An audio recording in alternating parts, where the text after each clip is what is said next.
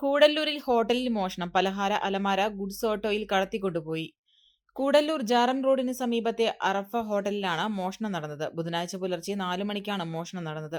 കാലത്ത് ഹോട്ടൽ തുറക്കാൻ ഉടമ അസീസ് എത്തിയപ്പോഴാണ് ഹോട്ടലിന്റെ പുറത്തുണ്ടായിരുന്ന പലഹാര അലമാര കാണാതായത് ശ്രദ്ധയിൽപ്പെട്ടത്. തുടർന്ന് സമീപത്തെ CCTV ദൃശ്യങ്ങൾ പരിശോധിച്ചപ്പോഴാണ് മോഷണ വിവരം അറിയുന്നത്.